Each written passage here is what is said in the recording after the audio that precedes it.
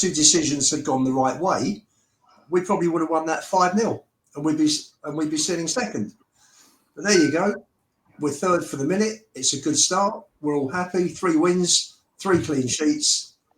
You know, if you'd have 3 weeks ago, if you'd have said first 4 games, 9 points, I think we'd have all taken it, wouldn't we? And a top 3 spot. So structured, organised, looking good. And thank God so far, no injuries. There you go. Let's end the show. Nice and positive. Let's end it on that. Anybody else? Anyone got any different takes to that? Well, all the same. Of course, Stell has. I haven't heard from Stell for 2 days since we won the game, so you could tell we won. Go on, Stell. Knock yourself out. Yeah, it's called moving house. The last thing I'm going to do is go into our WhatsApp group, which is interesting. Yeah, look, positives and negatives. Positives, we won 3 goals, clean sheet. We're in the top 4. Again, it's a game we won that we deserved to win. And we looked in control of the whole game. I think once or twice, maybe West Ham semi-troubled us, but that was it. Otherwise, it was a solid performance and at a ground where we normally struggle or we come unstuck. So it's good to go to West Ham away and, you know, put them to bed. And the biggest positive was the away fans for 10 minutes very loudly singing West Ham get battered everywhere they go. You could hear it for 10 minutes. It was a joy to listen to. So big up to the away fans. Not negatives, but just areas to think about. I'm still not convinced about Matthias Tell. I'm not having it. I just don't understand why he's at Spurs. Another positive. I thought Bergvall's goal, he made that look easy. That was a cracking header. That was the ball from Romero was excellent, but that finish from Bergvall was on the money. Leaning back, got enough power on it, and he wanted to do that. Bergvall wanted to do that. That wasn't just let me get it on target. He knew what he was doing. So big respect to Bergvall for the goal. Yeah. So Matthias Tell, I'm not having it. Again, I'm just caution to the wind. West Ham aren't a good team, a bit like Burnley. We're beating the team we're supposed to beat, right? They're having a crap season so far, West Ham. So, you know, I don't want to get too carried away with it. And the other area of caution, nothing to do with Tottenham. VAR is just a disgrace now. It really is an abomination. What is the fucking point of it? A clear goal, legit goal, and some clown up in Stockley Park says foul. Everyone in the studio said no. Everyone in TalkSport said no. Everyone watching it said no. Every rival fan said no. Everyone said no to that goal being disallowed. But the one person that said, yes, we're going to disallow it, is the guy in Stockley Park. It just pisses me off, guys. So otherwise, yeah, deserved 3 points. Keep it coming. They say they can't interfere still. They can't interfere with the decision. Well, what's the point of actually having VAR? If they're trying to allow the referee to have the say and they're not going to interfere, there's no point in them being there. The problem was with that incident, the referee was focused on one incident and one incident only, is the defender hitting the ground and then thinking, well, that's a foul. But he didn't look at the context, and it was obvious the context of the foul was nothing to do with Mickey van de Ven. It was Mickey van de Ven being fouled that caused the incident in the first place. So it was self-inflicted. But, you know, nothing's changing. We've seen so many incidents already. We're 4 games in and there's already been tons and tons of it. Every week.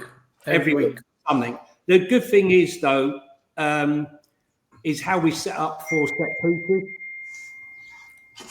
No, that's how we set up for set pieces, corners.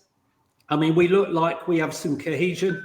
It looks like we're set up to take advantage of weakness. And as Ian said, we started the first 15 minutes poorly. Paqueta had a very good chance to put them 1 up, didn't take it. But after that, you know, it was our game. As you said, Bergvall's header was absolutely sweet. Romero's through ball. I mean, those people that, you know, said that he should be going. really, honestly. I think he said it all today. I think he made a few statements. I don't know if you've got them, Sava, if you've got some of the statements he made today about that he never said he wanted to leave the club, how much he loves the club, and how structured it is now. He likes the manager, he likes the tactics. I suppose it's easy to say now because, you know, they've only conceded one goal. One goal in 4 games. Quite incredible, really. 3 clean sheets when we only managed 6 last season. But there was so many positives. Unfortunately, the negative was Matthias Tell. But I think, you know, when you look at the options that he had, Thomas Frank, with them coming back from South America, and we're going to have this again in October and again in November, I believe. So we're going to have to get used to it. But the problem is, if this is what's going to happen, it's all very well when you're playing West Ham, but can we really afford to be having Matthias Tell? I don't know. Who do we play after the next international break? Do you know? I'm not quite sure. But, 14th, Villa at home. Yeah, I mean, but Johnny, surely Richarlison would have relished that game against West Ham. He did, but he probably could. But the problem is, when you've come off of a long flight and you get back on Thursday and you got 1 day's training, you know, and you got Villarreal, he obviously thought that he could win the game. Didn't he get back Friday, Johnny? I heard that he got back Friday. Surely Kolo Muani starts against Villarreal, though. I don't know. He's not. I don't think he's fit. He's not match fit. He was on the bench, though. Yeah, but, you know, starting and being on a bench. Sorry, just to interject quickly. This is why I hate leaving it until the last day to buy players. This is why I hate doing it. You don't get them fit. You don't get them training. Anyway, side note. It was an opportunity, though, that one, Sava, because let's be honest, he was going to Juventus. It all fell through and we pounced. Otherwise, this one wouldn't even been in the conversation. But I hear your point. I agree. Sean? Yeah, it's a great game. I felt we were a little bit sort of sluggish in the first half. Don't think we created too much. I can hear myself in an echo. I don't know what's going on there. I think the first half, I think we were sort of more focused on, I guess, what the workload has been on the training ground for most of the sort of pre-season and the summer, which has been getting ourselves defensively stable, you know. And I think that the one word that comes to mind now, I guess, is like almost reliability. You know, it's nice to know that you've got a reliable back line that isn't going to let you down. But with that, I think has come some sort of creative. There's a little bit of creative absence at times in that first half. It took for the first goal that should have counted, obviously didn't. Stell's talked about that. But as soon as the second half started and we got that first goal, which was just defensive ridiculousness from that corner kick from West Ham United. I don't know what sort of like zonal planning that was. It wasn't zonal because they had only the front half of the goal covered. It wasn't in any way, shape or form man-to-man marking. So I don't know what it was, but it obviously left open a massive gap for us. And I hope that it was Xavi's bright eye that saw that sort of positional layout and took advantage of it. Pape Sarbelli had to jump to get a free header. The closest 3 men to him were Tottenham players. And then once that went in, it was all easy from then on, right? The red card came straight afterwards. I have to say, I think the referee got his red card out like before the time it takes to process what happened. And so I feel like at halftime he was told that he'd made a massive mistake with the goal that was disallowed, and I think he tried to even it up a little bit. But either way, it was definitely a red card. And then from then on, it was Romero's brilliance. I mean, he's the best. I've said it for ages and ages and ages. He is the best passing centre back in the league. And people that criticise the idea of playing Polinia because you don't have that creative spark, like with him being so solid at the back defensively, you are giving up a little bit of that creative spark that you don't necessarily need to do in certain games. But I think when you have people like Romero who have the passing ability of a midfielder behind him on one side, you've got Mickey van der Ven on the other side that can run the ball out to break the line, and you have Pedro Porro. Those 3 are options that Polinia can use alongside Sarr or Bergwall in that scenario. So his inclusion, even if he isn't the best passing midfielder, it's overcompensated for by the on-the-ball skills of the people around him, So And then we ended up getting the third goal, and it should have been 4 or 5 on the day.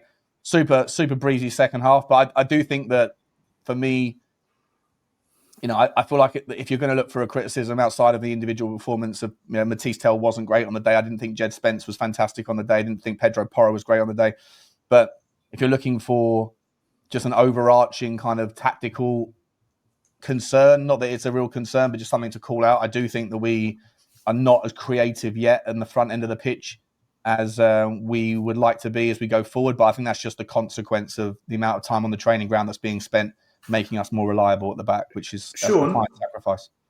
Sean, do you remember a couple of weeks ago when we signed Simmons, and I gave you my analysis of him, and I said the only concern I've got, and it's not his fault, is the range of killer passes he plays. Where's the runners to get onto the end of it? There was multiple times against West Ham, I saw Simmons on the ball look up, nothing was moving for him. Yeah, and that was my one concern. A player like him needs runners. Yeah, I think if he's going to play off the left, there was no runners on the pitch. If he's going to play off the left, I don't think he'll end up on the left. I think he's there for the time being because we've got that kind of gap to fill, and because we're going to come to this, the midfield conundrum of having too many players that are all chomping at the bit for only a couple of spots. Then, if he's going to play off the left and get the ball and want to drive infield, you're going to need someone to overlap with consummate ease and confidence. And when they get the ball as that outlet down the left-hand channel, they're going to have a lot more concrete output. And as much as I think that Jed Spence is the best one-on-one defensive fullback in the Premier League at the moment, I really think that Destiny Udogie will probably forge, in certain games, a better relationship with Xavi than Jed Spence will, just because Destiny Udogie will be able to play that role with a little bit more ease than and probably more success than Jed Spence can in certain games, not in others. Like tomorrow night, I think we're going to talk about it obviously, but I think that tomorrow night at home against Villarreal is a team where I think you can probably put Destiny Udogie on the left, and you might even want to put Jed Spence on the right, because if they're going to have Pepe and Buchanan as their outlets, then you can probably get away with having Jed Spence on the right. But yeah, I do think that you're right still with regards to Xavi Simmons and having those outlets. He was cutting in off the left so much, and his main outlet was Kudus. So he was cutting out in the midfield because there was no one there to do 1-2s with. Sure. There was one moment in the first half where he picked up the ball. I think his back was to goal, but he's received it at an angle, edge of the box. And his first touch was he played it through into the space out wide for the inverted winger to come in. There was nobody there, and the ball just went into empty space. But in his head, he's used to that pass in the teams he's played in with runners coming in.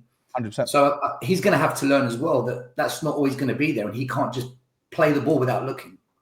Well, obviously, blind passes obviously can lead to transition, right? And tomorrow night, you don't want to get transitioned on by Villarreal. Right? They'll be very compact, they'll be very defensive, but you don't want to get transitioned on because they have unbelievable pace in Buchanan and Pepe, for example, and their 10 is very creative. So yeah, I agree with you. I just think that you could probably make the argument that Destiny Udogie would be there to cover that gap, to fill that spot, and to find that pass, or to receive that pass, more so than Jed Spence is, who's better as a defensive one-on-one fullback. The thing is with Jed Spence, right? Jed Spence, we all forget, is a right back, not a left back, right? He's a square peg in a round hole, and he's doing the job, which limits him. Perfect for defending, not a problem. But what you're cutting out is ability when he's going forward to cut onto the right foot. That he wants to cross the ball. So we're losing 50% of his game, I believe, with the position he's playing in. But listen, right from the off, Thomas Frank has said the first priority above everything else is to get the defence right, because that's the glaring, problem. And he said, phase 1, I'm very happy with. Phase 2 is good, and phase 3 is nowhere near good enough. And I think that still stands as Sean's just said before. It's the final third where it all sort of falls apart. But we really we haven't seen Mawani. Simmons has only just started to play. We haven't seen Richie sort of playing fit with those two players. and we've still got Kulu to come back. I mean, look, I think it's a work in progress. It'll be interesting to see what comes come January. But I think if we can remain competitive between now and January and keep ourselves up there, and we continue as we are at the moment defensively and with our midfield, I think we might be able to get through the period with the weaker striking options that we have at the moment. I still think Kolo Muani, come maybe mid-end October, will be the one for me that should be starting as centre forward. Do you know what, Johnny? Before I ask my next question, I'll just insert here before everyone gets frustrated with me. This is why when everyone says to me I'm negative about the window, I'm not. But this was my worry all along. My worry all along was if you don't buy what you need, it's square pegs, round holes. And we're talking about we should be all right to get to January. Like Stella just said now. We're all right now. We played West Ham, barring. Granted, they were a terrible, terrible team, and you couldn't get away with playing Matthias Tell against a decent team. No, but I'm talking about the left wing. I'm talking about the left wing. That's why I will never ever say that window was great, because not buying a left winger, I think for me it means every game you're playing a square peg in a round hole. Whatever we do, for me, I want to see Xavi Simons come into the team and be a 10. I want to see him be in there and create. But at the moment, we're going to have to see a lot of games, I feel, where he floats out to the left because Spurs didn't buy what they needed to buy. And I think we're going to see, said this on my show last night, I think we're going to see a mixture of Mawani playing sometimes on the left, Johnson sometimes on the left, Tell sometimes on the left, Odegaard sometimes on the left, Simon. And for me, I just think it's always going to be a little bit, sorry, let me change that word. I think it's going to be a lot imbalanced. And Simons, you could see, I think Stell's right. You could see every time Xavi Simons got that ball, his first instinct, isn't it, is to, can I cut into the middle? Can I cut into the middle and create? He's a left winger he's been pushed out there, but he's not a natural left winger, if you will. He wants to come inside. He wants to link up with players. And for me, I think by him being on the left, what we lose as well is any potential link up between him and Kudus. On that, from him getting the ball centrally to spraying a ball to Kudus, spraying a ball to a proper left winger. So that's the only reason why I've said I think Spurs will finish 6th this season and not in the top 4, is because we didn't buy a left winger. So that's is a huge issue. Look at Bryson, right?